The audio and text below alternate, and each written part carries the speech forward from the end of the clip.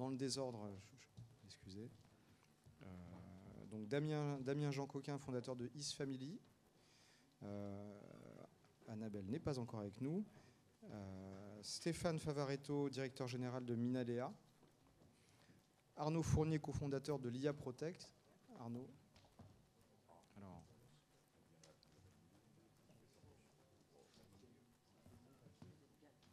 Ah ben si, voilà. Donc je disais donc alors honneur aux dames. Donc Annabelle Delestre, présidente de l'IDIX. Damien Jean Coquin, fondateur de Is Family. Stéphane Favorato, directeur général de Minalea. Bertrand Lézat, directeur assurance et protection sociale de Erdia. Et enfin, Louis Clément Schitz, fondateur de Wibotit. Je vous en prie, à vous la parole. Bonjour. Donc, je vais être celui qui a la lourde charge d'assurer l'animation de cette table ronde avec un 5 majeur assez important et assez imposant en termes d'expériences diverses et d'expertise. Et donc, effectivement, le sujet que nous a soumis Peter Elias sur l'innovation et la distribution des produits d'assurance de personnes, ça correspond un petit peu à un défi, parce que c'est un refrain qu'on entend assez fréquemment dans l'assurance, c'est que les assurances de personnes, il n'y a plus d'innovation vraiment marquante sur les produits. C'est très réglementé, les CCN posent un carcan extrêmement lourd, c'est contraignant, c'est coûteux pour les assureurs et globalement ça les empêche de réfléchir à des innovations de rupture ou de nouveaux services, etc. Pareil pour la distribution. Là, on attendait énormément de bouleversements liés au web, à la souscription en ligne. Bon, bien sûr, ça a un peu bousculé les lignes, mais globalement, la révolution n'a pas encore eu lieu, ou elle n'a pas eu lieu au choix, mais on va dire que la distribution reste quand même assez proche de ce qu'on a connu pendant très longtemps. Alors, ce qu'on va essayer de voir tous ensemble, tous les 5, c'est si, malgré tous ces avis catégoriques, un peu défaitistes, il n'y a pas des interstices, des espaces de liberté dans lesquels des idées nouvelles peuvent changer les choses ou au moins les améliorer fortement, à la fois dans l'offre, dans la façon de la distribuer, de la vendre, voire de la gérer.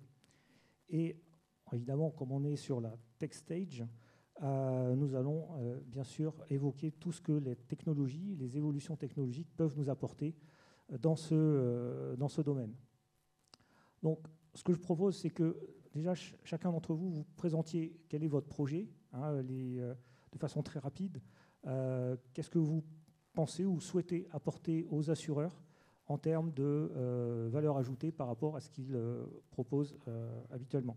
Alors, ce que je vais proposer, c'est qu'on le fasse dans l'ordre alphabétique, qui est l'ordre sur le catalogue. Comme ça permettra à chacun de bien visualiser qui a bien intervenu.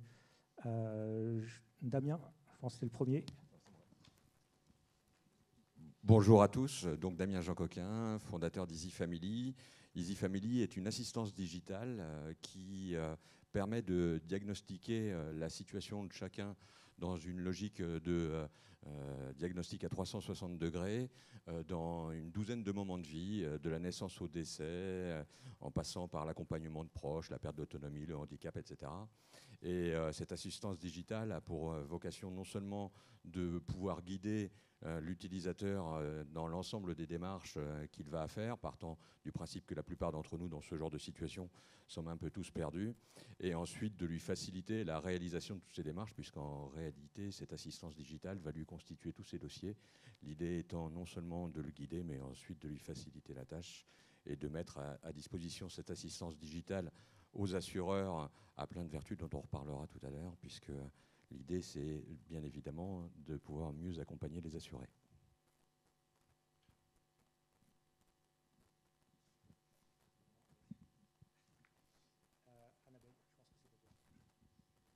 Oui, bonjour à tous. Donc, je suis Annabelle Delestre, la fondatrice de l'IDIX. L'IDIX est une plateforme qui digitalise et optimise le traitement des successions. Et on intervient aujourd'hui en particulier dans le secteur de l'assurance, donc pour gérer les bénéficiaires en cas de décès. Donc cette plateforme permet en fait à la fois d'accompagner les bénéficiaires dans la réalisation de leur parcours, puisque là je suis un petit peu dans la suite de ce que disait mon confrère, à savoir la phobie administrative. Quelle solution à la phobie administrative pour tous ces moments qui sont extrêmement complexes en termes de réglementation. Donc notre plateforme, elle permet ça, elle est en marque blanche, puisqu'elle est commercialisée auprès des acteurs de l'assurance. Et puis il y a le volet d'accompagnement des gestionnaires, où en fait on a un outil de pilotage en fait pour justement gérer tous ces dossiers de succession qui sont multi-contrats, multi-bénéficiaires. Voilà, en quelques mots. Stéphane ? Oui, bonjour à tous. Stéphane Favaretto, moi je suis cofondateur et directeur général de Minalea.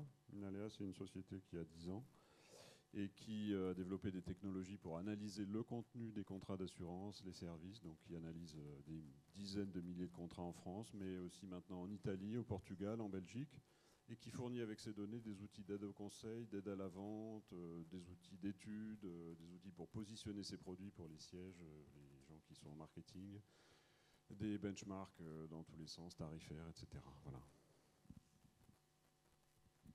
Bonjour à toutes et à tous. Donc, Louis Clémenchis, je suis le fondateur de Webotit qui a maintenant 8 ans. Et lorsque j'ai créé Webotit, cette idée c'était de permettre d'acheter un produit ou qu'acheter un produit ou un service soit aussi facile que d'envoyer un SMS à un ami. Alors maintenant que je vous ai dit ça, c'est pas forcément facile à faire sur le marché français. En tout cas, le marché français est très en retard par rapport à d'autres marchés. Donc on s'est développé sur des canaux de la relation client et on va pouvoir adresser le téléphone, le mail, le chat. Et maintenant, mon grand dada, qui sont les équipes d'agents IA autonomes pour faire par des robots ce que les équipes n'ont pas le temps ou ne veulent pas faire. On va terminer par Arnaud. Bonjour à tous, donc Arnaud Fournier, je suis cofondateur de LiaProtect. Donc chez LIA, on fait une plateforme de distribution en fait, qui s'adresse aux courtiers, aux mutuelles, aux grossistes, aux assureurs. Donc on a 8 modules. Parmi ces 10 modules sur la distribution, donc on a un module CRM, un module d'OAV qui est omnicanal, et puis une marketplace, du coup, notamment pour les courtiers, pour pouvoir distribuer les offres aujourd'hui de plus d'une trentaine d'assureurs, et on a plus de 400 produits connectés sur notre marketplace. Okay. Merci Arnaud. Je vais reprendre et redonner la parole à Damien, puisque non, je pense que c'est ce qu'on avait prévu, peu importe. Pour parler de l'innovation. Qu'est-ce que, dans ta démarche, pour mettre au point l'offre d'Easy Family, puisque c'est une innovation à la fois de service basée sur des technologies, mais sur lesquelles il y a ce sont des technologies modernes, mais pas forcément une innovation forte. Qu'est-ce qui a permis d'arriver à cette idée et à la mettre en place ? Le constat à la base, il est du côté des familles où, comme je le disais tout à l'heure, on est tous perdus dans des situations heureuses ou malheureuses, mais qui, par nature, sont complexes et nécessitent de nombreuses démarches. Donc le constat, à la base, il est facile à faire. Il suffit d'avoir vécu dans sa vie une situation d'aidance, une situation de décès, même un déménagement à l'étranger ou des choses comme ça. On se rend bien compte que finalement, ce n'est pas forcément le meilleur moment pour faire des démarches, et pourtant, il y en a plus d'une trentaine à faire en moyenne pour chacun d'entre nous. Donc ça, c'est le constat côté assureur. En réalité, l'un des freins au déploiement de services, c'est bien évidemment le prix. Ça veut dire qu'il y a de l'assistance qui est peu utilisée, et on le comprend bien parce qu'elle coûte cher et que du coup, finalement, rien n'est forcément fait pour favoriser sa consommation. Et l'idée, c'est de pouvoir proposer un service qui soit universel et qui soit transposable à tous ces moments de vie qui concernent les assureurs et d'autres professions d'ailleurs, et qui fasse qu'on puisse travailler la relation et accompagner l'utilisateur final. Donc c'est in fine la technologie qui permet l'individualisation de cet accompagnement en fait.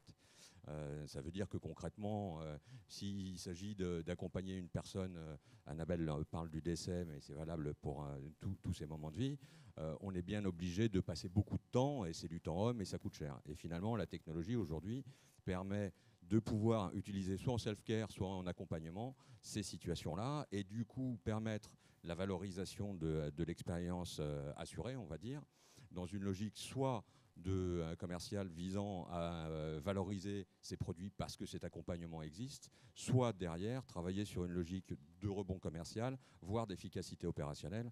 Annabelle en reparlera, mais effectivement, ça nous permet de mettre en relation beaucoup plus facilement l'assureur et l'assuré à travers les middle et avec des technos qui sont collaboratives et qui facilitent tout ce qui est collecte de documents et donc, in fine, le temps passé par contrat qui diminue grandement. Et je pense qu'il y a un mot-clé que tu as utilisé, c'est l'individualisation. Stéphane, je crois que chez Minalea, c'est un sujet sur lequel vous travaillez énormément. Nous, on surveille les innovations partout et les offres dans plein de marchés. En matière d'assurance de personnes, moi, je regarde en permanence ce qu'on voit arriver ou ce qui fonctionne, et c'est ce dont je vais vous parler aujourd'hui. J'ai quelques exemples qui ne sont pas forcément en Europe d'ailleurs, parce qu'en Europe, parfois, il y a des systèmes de santé, ou si on parle d'assurance santé, qui sont tels qu'ils sont et qui permettent certaines choses et pas d'autres. Mais globalement, si vous voulez, l'innovation, elle passe par 3 mots-clés en matière d'assurance de personnes. Le premier mot-clé, c'est l'écosystème. C'est-à-dire qu'on met en place un écosystème. Alors typiquement, EasyFamily peut faire partie de cet écosystème. Je vais donner quelques exemples pour expliquer ça. Le deuxième mot-clé, c'est la personnalisation. Et c'est effectivement ça, c'est-à-dire qu'on va essayer d'aller au plus près de la personnalisation de l'offre et du tarif pour ces produits-là, puisqu'évidemment, c'est très lié à la personne. Chose qu'on fait plus ou moins en Europe, hein, vous le savez. Et puis, le dernier mot-clé, c'est 2 mots, c'est le produit combiné, c'est-à-dire qu'on va combiner certains produits. Vous avez plusieurs exemples, il y en a un qui est très marquant, vous pouvez aller voir, c'est le programme de Prudential Pulse, il s'appelle, en Asie. C'est un programme qui est continental en matière d'assurance santé, dans lequel vous avez d'abord une estimation des risques, alors qui est partiellement automatisée, c'est là qu'on met de l'intelligence artificielle, pour recommander le produit qui est le plus adapté à cette personne-là en matière d'assurance santé. Donc ça, c'est le deuxième point. Et pour mettre en place après tout un écosystème de partenaires avec des réductions chez les partenaires si la personne fait du sport, etc. Donc à une démarche proactive de ce qu'on disait juste avant, la prévention primaire. Donc ça, c'est vraiment un programme qui est très, très intéressant parce qu'il est très, très poussé. Et l'autre aspect, c'est que c'est un programme continental. Il est sur 10 ou 12 pays d'Asie. Donc vraiment quelque chose qui est à voir. Vous en avez un autre en Afrique du Sud qui s'appelle Discovery Vitality. Qui est un peu la même chose, simplement c'est tarification très très liée au profil du client. Alors en Europe c'est différent, hein. En Europe il y a un concept qui s'appelle la mutualisation qui est difficile, qui est là et qui est important pour ça. Et l'autre chose, c'est qu'ils ont aussi développé ce qu'on appelle le AI Recommender, qui va déterminer des actions de prévention qui sont adaptées à telle ou telle personne. Ils vont également donner des outils de tracking fitness. Ils vont collecter de la donnée pour encourager l'utilisateur à faire de la prévention, à faire du sport, etc. Et il y a tout un programme de partenariat autour avec des récompenses chez les partenaires. On ne vient pas réduire le prix de l'assurance, on vient donner des récompenses. Et les partenaires sont très variés. Ça peut aller sur le bien-être, c'est pas que des réseaux de santé. Ça va au-delà du réseau de santé. Donc c'est tout un écosystème, en fait. On ne vient pas juste rembourser les dents qu'on change, on vient vraiment accompagner de manière très très globale l'approche santé. Ça, c'est vraiment un point. Vous avez un programme qui se développe en Suisse qui est un peu identique, qui s'appelle Swisswell. Voilà, donc ça, c'est quelques exemples où on ne souscrit pas à une assurance santé, on souscrit à quelque chose de beaucoup plus global. Et ça, c'est vraiment une innovation. On voit en France arriver des choses, et typiquement, les offres d'EasyFamily peuvent participer à ce programme.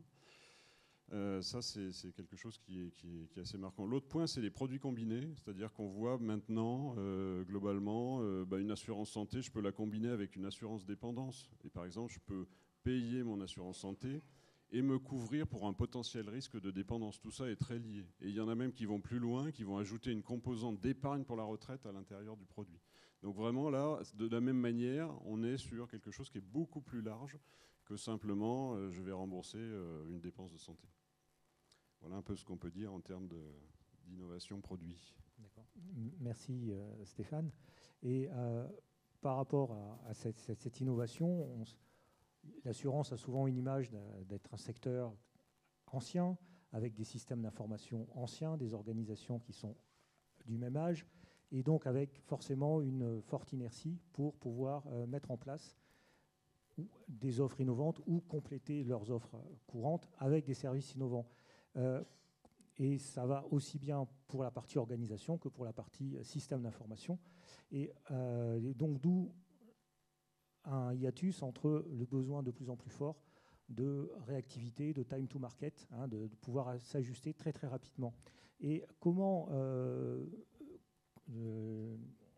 Annabelle, vous, par rapport à ces enjeux de réactivité, de mise en place rapide, vous pouvez agir avec des services comme ceux que vous proposez?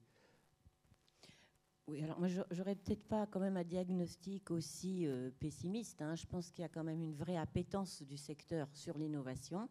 Et on le voit à travers tous les échanges vraiment très fréquents qu'on a en tant qu'AssurTech avec les acteurs. Par contre, ce qui est vrai, c'est que on voit bien qu'on n'est pas en Asie, et on a un sujet de réglementation qui est hyper forte et qui est en croissance permanente. Donc le résultat, en fait, c'est que on a des acteurs qui ont plutôt envie, qui ont plein d'idées, je veux dire, en termes d'innovation, distribution, ou même pour optimiser la relation client. La difficulté, c'est qu'il y a à la fois un sujet financier, c'est-à-dire budgétaire, qui est très largement occupé en fait par la mise à niveau réglementaire, fiscale dans tous les coins. Et donc ça prend quand même une bonne partie des budgets. Et puis, il y a un sujet de bande passante aussi, parce qu'en fait, il y a tellement d'évolutions à apporter en fait, dans les différents compartiments, que ce soit du côté gestion, du côté distribution, service aux clients, service aux collaborateurs, que c'est assez compliqué d'arriver à faire une priorisation et d'accélérer, en fait. C'est ça qu'on voit. Donc, alors, malgré tout, on travaille et on avance quand même. Et c'est vrai que pour ça, ce qui est important en tant qu'acteur de l'innovation, c'est d'apporter des solutions qui soient très convaincantes, d'abord sur le plan métier, sur le plan aussi de l'expérience utilisateur. Je crois que c'est vraiment là où les startups et les AssurTech apportent quand même des gros changements. Et surtout, en fait, en arrivant à retourner cette problématique, parce que je crois que c'est ça qu'on fait tous, en fait, c'est de dire, au lieu de voir tous ces sujets réglementaires, tous ces sujets fiscaux ou contraignants, les voir comme des pures contraintes, c'est on les intègre dès le début, et ça va aussi bien de la minimalisation des données pour coder, pour concevoir, jusqu'à en fait une expérience utilisateur complètement personnalisée en utilisant le data-driven, parce que c'est ça que les gens attendent aujourd'hui. Et en fait, c'est vrai que les assurés, les adhérents, c'est aussi des clients, c'est aussi des consommateurs qui sont complètement habitués à avoir des véritables normes en fait, en termes d'expérience, notamment mobile, avec le e-commerce. Essentiellement, ça va être ça leur référence. Donc on y arrive avec des solutions qui sont super pertinentes, je pense qu'ils rencontrent vraiment un besoin, qui permettent à la fois d'amener du ROI, parce que ça va amener quand même une efficacité opérationnelle, et en face, une meilleure relation avec les adhérents ou avec les prospects sur la partie distribution. Bon, nous, chez Lidix, comme on gère les successions, on est plus sur, on va dire, le côté vraiment back-office. Mais enfin, il y a quand même un enjeu de réemploi. Finalement, un bénéficiaire, c'est aussi quelqu'un qui va avoir des besoins de placement, de conseils au moment de la succession. Et il est évident qu'un assureur est hyper légitime pour intervenir à ce moment-là. Voilà. Merci, Annabelle. Donc là, on a parlé d'innovation produit, de nouvelles offres ou d'évolution des offres. Et une fois qu'on a défini l'offre, et après, il y a tout le sujet de la distribution. Et c'est là qu'il y a aussi d'énormes progrès qui sont possibles, qui sont à envisager. Et côté distribution, Arnaud, vous êtes spécialisé sur l'aide justement à la distribution. Est-ce que vous pouvez nous donner quelques directives ? Oui, alors je dirais qu'aujourd'hui, pour moi, il y a beaucoup de choses qui sont tirées par l'usage. Pour être pragmatique, donner des exemples concrets, on voit arriver des plateformes aujourd'hui, notamment je pense sur l'assurance collective, donc des plateformes américaines qui déploient des solutions auprès de DRH tout intégrées, c'est-à-dire du bulletin de paie jusqu'à l'assurance en passant par l'épargne collective. Donc ça, c'est aux États-Unis. Il commence à arriver en Europe, et donc il y a des vraies réflexions en se disant comment on peut intégrer nos offres. Donc nous, effectivement, sur ces sujets-là, c'est des courtiers qui sont clients chez nous, qui commencent à discuter avec ces plateformes-là, qui est de dire Et ces plateformes, quand elles arrivent en Europe, elles arrivent avec Anorias et elles arrivent avec une demande d'API qui est très forte. Donc, pour moi, la modalité de distribution va passer de plus en plus par des API avec du coup des interconnexions nécessaires avec les écosystèmes qui se créent. Donc là, cet exemple précis qui est voilà, donc en France, on a Payfit, par exemple, qui a intégré les offres d'Alan ou du grossiste bénéfice dans sa plateforme.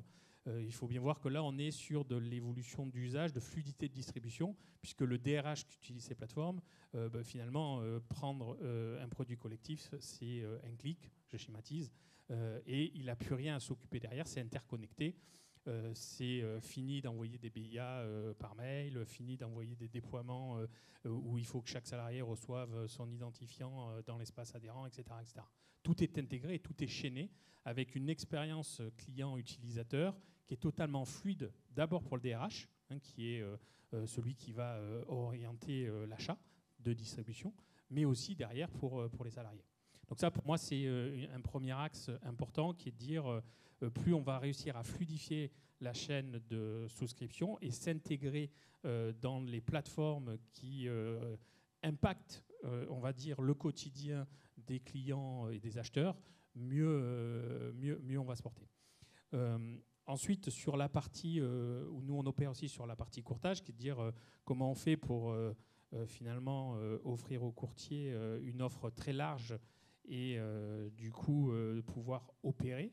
Donc simplifier le process de souscription sans pour autant rebasculer sur le process de souscription de telle ou telle compagnie. Puisque quand on est courtier, l'idée c'est d'avoir son propre process de souscription et d'intégrer les offres du coup des compagnies, mais en restant le plus fluide possible vis-à-vis de son client et de ne pas lui imposer les process de la compagnie A, compagnie B, compagnie C, mais les process qu'on a décidé de mettre en place en tant que courtier pour s'assurer la souscription. Voilà. Et là aussi, ça va faire encore appel à de l'API, sans quoi c'est compliqué de s'interconnecter, d'interconnecter les systèmes entre eux.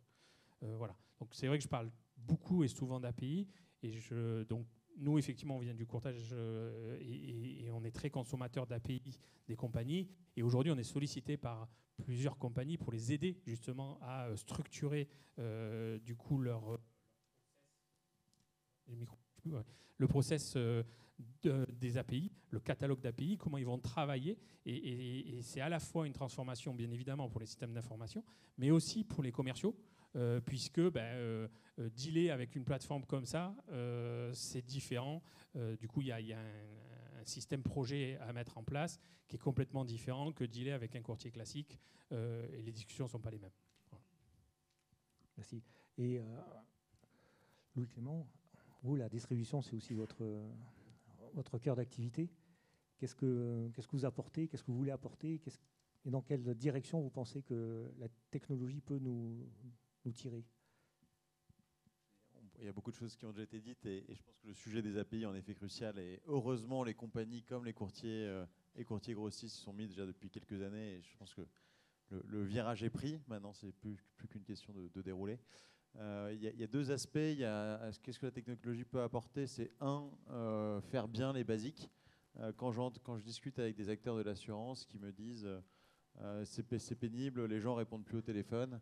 La question que j'aime toujours poser, c'est d'accord, mais vous les appelez en combien de temps après avoir reçu le lead? Et les meilleurs me disent dans l'heure. Ils sont vraiment excellents dans les 5 minutes, mais ça ne n'arrive qu'une fois. Et la plupart me disent dans les 24 heures. Je ne sais pas vous, mais si vous remplissez un formulaire un dimanche soir et qu'on vous rappelle le lundi matin à 11h, je suis assez sûr que personne n'arrive à vous joindre. Donc déjà, qu'est-ce que la technologie peut faire? C'est notamment des robots téléphoniques qui maintenant ont des voix humaines. Vous avez peut-être vu les démonstrations d'OpenAI.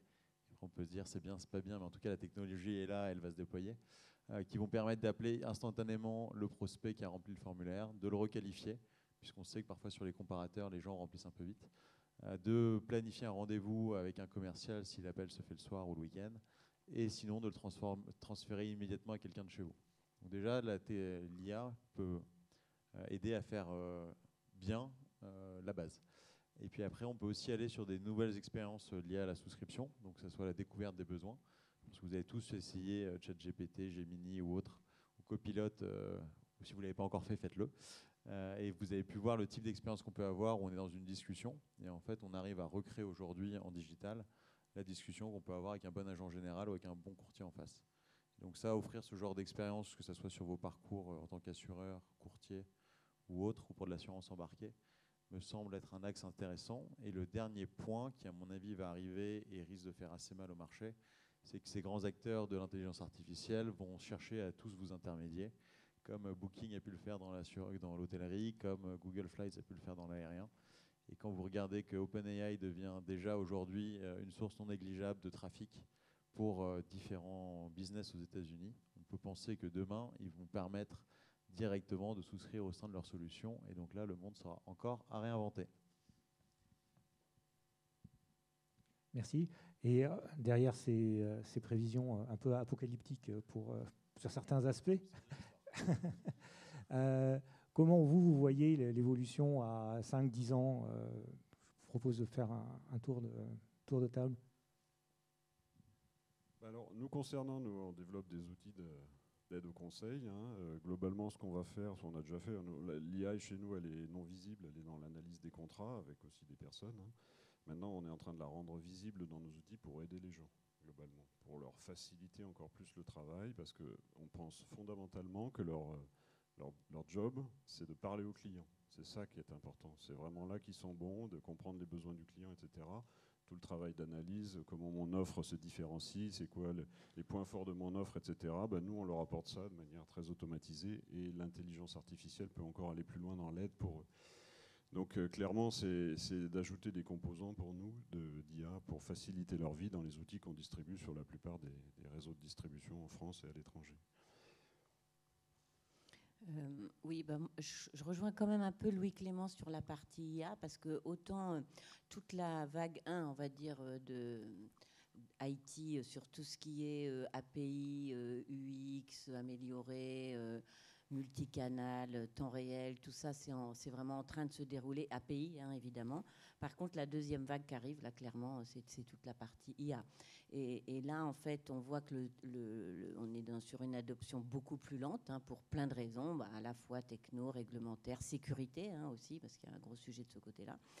Et là, je pense qu'on va avoir un écart qui se creuse quand même clairement entre l'expérience des gens, en fait, des individus qui font déjà, en fait, qui se servent déjà énormément de ces outils d'intelligence artificielle et qui vont voir se creuser, en fait, un écart entre le temps passé, en fait, et le temps perdu quelque part sur tous ces process qui restent trop lents, trop complexes, où finalement le temps et l'argent, évidemment, sont investis sur des choses qui sont parfaitement automatisables ou décryptables rapidement, au lieu de se concentrer sur la partie conseil et vente, qui sont vraiment les moments clés, en fait, et l'endroit où les gens ont vraiment besoin de conseils sur des sujets. Bon, on est en assurance de personnes, on parle quand même beaucoup de retraite. On a un vrai sujet énorme de changement de modalités de la préparation à la retraite. Voilà, donc ça, c'est des sujets vraiment importants sur lesquels, je dirais, c'est là où l'attente, elle va être la plus forte. Moi, je ne vais pas parler IA, je vais parler service. Je reste plus que jamais convaincu qu'un assureur, il est souvent, à tort ou à raison, on peut toujours en discuter, jugé au moment où il fait son chèque d'indemnisation et où on considère que j'ai cotisé à perte ou au contraire, c'est un bon assureur puisqu'il m'a bien indemnisé. Moi, je pense que là où les assurés veulent aller, c'est sur l'accompagnement de l'assureur. À savoir, ok, très bien, on sait très bien qu'il va y avoir vraisemblablement effectivement un effet IA sur les tarifs, que derrière, ça va être une course à la tarification, mais que pour autant, si on veut se différencier, il faut se différencier par le service. Et que pour le coup, il faut trouver des services qui soient suffisamment universels pour pouvoir répondre à la fois de manière individuelle, mais globale, aux problématiques rencontrées et se différencier grâce à ces services-là. Voilà. Alors, sur les 5-10 ans, je dirais que oui, l'IA va changer beaucoup de choses. Pour moi, c'est certain. Quoi exactement, je ne sais pas vous dire aujourd'hui.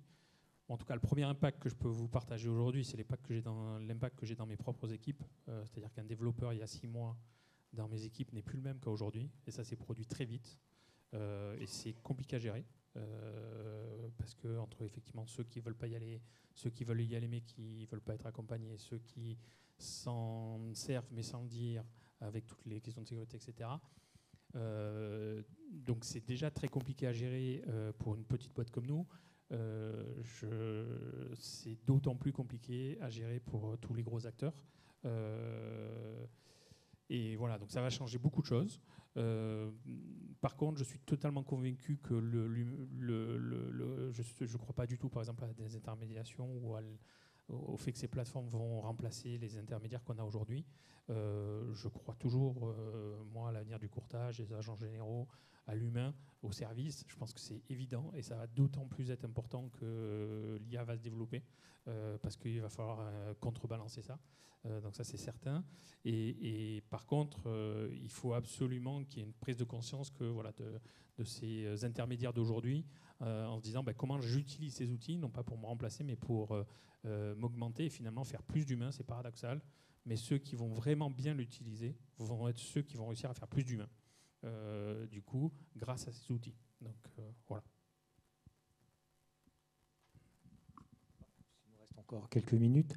Par rapport à ces évolutions, qu'est-ce qui, pour vous, risque d'être les obstacles les plus complexes à contourner ou à supprimer? Est-ce que c'est la résistance au changement, qu'elle soit en interne, qu'elle soit du côté des distributeurs, qu'elle soit du côté des clients?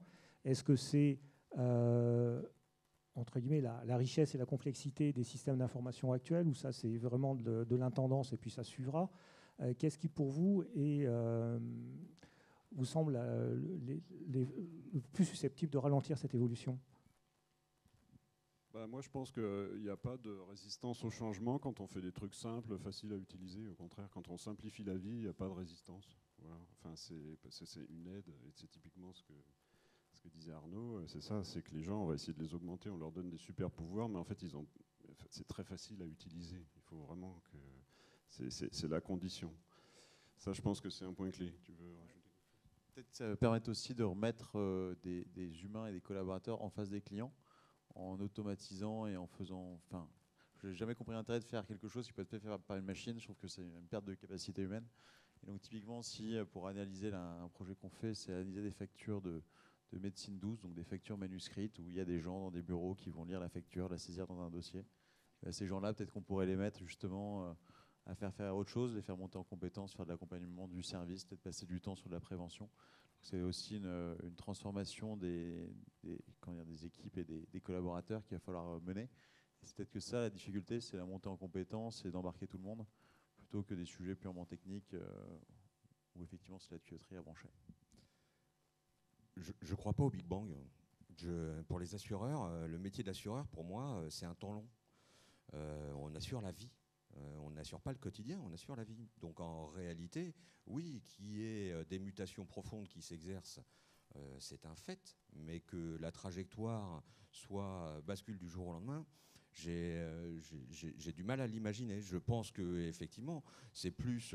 on a pu se dire à un moment, il y a quelques années, avec la théorie des systèmes, que le grand changement allait arriver par l'extérieur. Et puis on a vu que certains gros acteurs qui arrivaient sur le marché en disant qu'ils allaient tout disrupter, ils ont un peu fait splash quand même. Donc la réalité, c'est plutôt, selon moi, comment l'assureur arrive avec les technos à gagner en efficacité opérationnelle et à effectivement renforcer sa proposition de valeur vis-à-vis d'un assuré qui sera de plus en plus exigeant et qui sera de plus en plus volatile.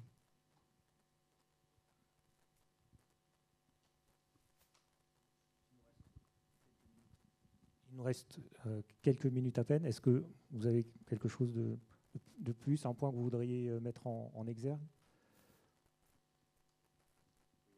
Il faut y aller. Je pense qu'on a pas mal vu le marché évoluer. Il y a 8 ans, quand on parlait d'intelligence artificielle, on nous prenait pour des fous. Puis il y a 2-3 ans, avec la sortie de ChatGPT, tout le monde a dit « Ah oui, il faut en faire tout de suite ». Puis après, évidemment, on a un peu réfléchi. On s'est dit « Attendez, on va peut-être prendre le temps de réfléchir à comment est-ce qu'on y va ». Et aujourd'hui, ce qu'on constate, c'est une approche très pragmatique. Et on n'est plus du tout dans la logique de on fait de l'innovation, mais c'est on prend des business cases et on va sur du concret, quoi. C'est plus simplement l'innovation qui s'amuse dans son coin, mais c'est le métier qui est porteur. Et il n'y a plus un projet qu'on fait où le ROI n'est pas clairement défini dès le début, ce qui est une très bonne chose. Après, il faut arriver à le suivre dans le temps. Moi, je vais juste faire un peu de pub. Si vous voulez, vous allez sur easyfamily.com, easyfamily comme en anglais.com, et vous mettez comme code client Easy 2024, tout en majuscule, et vous testez le service. Si ça vous intéresse, vous prenez contact avec nous.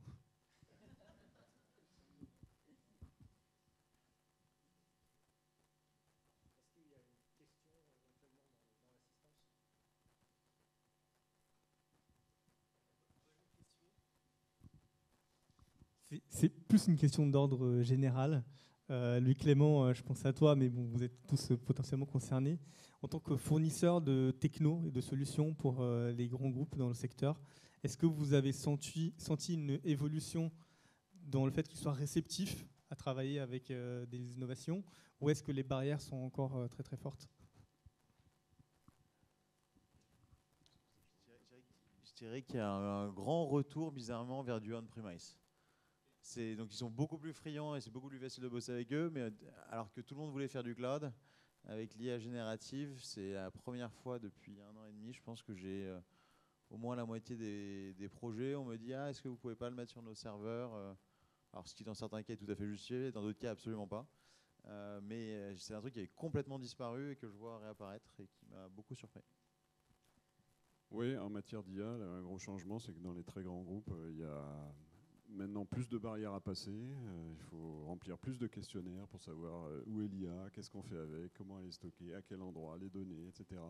Donc la compliance, enfin tout ce qui est de plus en plus la barrière pour nous, ça devient à chaque fois. Alors il y a eu l'IA Act, enfin il y a l'IA Act, il y a le règlement DORA qui arrive l'année prochaine.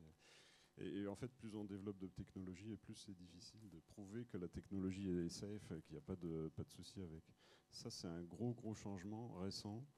Voilà.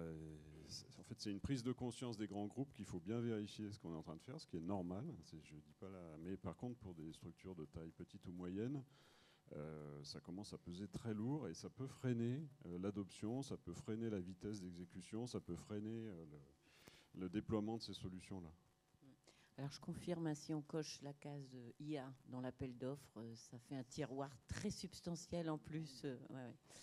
Et sinon, pour répondre à ta question, moi, le point de vue, c'est, je dirais plutôt un renforcement quand même des diligences réglementaires à tous les étages. Alors surtout quand, comme l'IDIX, on traite des données personnelles sensibles et où on les héberge pendant un certain temps. Donc là, évidemment, ça renforce encore plus par rapport à des solutions qui suppriment les données personnelles au fur et à mesure, ce qui peut être le cas. Voilà, dans nos cas ici, je pense que c'est beaucoup de l'hébergement. Donc ça se renforce et je dirais que ça se normalise un peu par rapport à il y a 5 ans, c'est-à-dire il y a vraiment des exigences très terre à terre maintenant. Nombre de clients, chiffre d'affaires, dépendance, enfin voilà, toutes ces questions un peu classiques en fait sont redevenues centrales, quoi. Voilà. En 2 mots, je vous ai dit tout à l'heure que l'assureur était sur un temps long.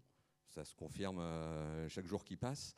Après, j'ai la chance aussi de travailler sur différents secteurs, donc je peux aussi comparer. Et ce qui me surprend toujours quand on parle d'innovation avec les assureurs, c'est de discuter autour de soi et de dire « mais ton assureur à toi, il a innové en quoi ?» La réponse n'est pas simple. Alors moi, je ne vais pas être politiquement correct. Je sors d'un gros projet, là, de 18 mois, où on a fait une marketplace en épargne retraite et on a connecté 3 banques assureurs et 3 assureurs. Et honnêtement, les assureurs et les compagnies ont quand même un gros retard dans leur approche. Je reviens notamment sur les API et sur l'interconnexion de systèmes d'information, que ça soit non seulement du retard dans les systèmes d'information en soi et les technologies qu'ils proposent pour s'interconnecter, mais aussi sur l'appréhension des projets. Et voilà, donc on parlait de diligence. effectivement, on reçoit des questionnaires de 400 questions, du coup, mais qui les maîtrise vraiment et comment on fait avancer le projet pour s'interconnecter quand il y a une distorsion entre les acteurs ou dès qu'on fait une réunion avec ces acteurs-là, il y a entre 30 et 45 personnes, et c'est pas du tout exagéré, du coup, à ces réunions pour faire avancer les dossiers. Donc c'est, voilà, je ne suis pas très politiquement correct, mais c'est vrai qu'il y a notamment sur les compagnies d'assurance une vraie, je pense, réflexion d'organisation pour pouvoir déployer les projets plus vite, en étant plus innovant, parce que voilà, déployer des process de souscription en 18 mois, moi, ça me paraît une éternité. Bien, je crois qu'on va clôturer cette session par ces mots-là. Merci beaucoup. Et puis...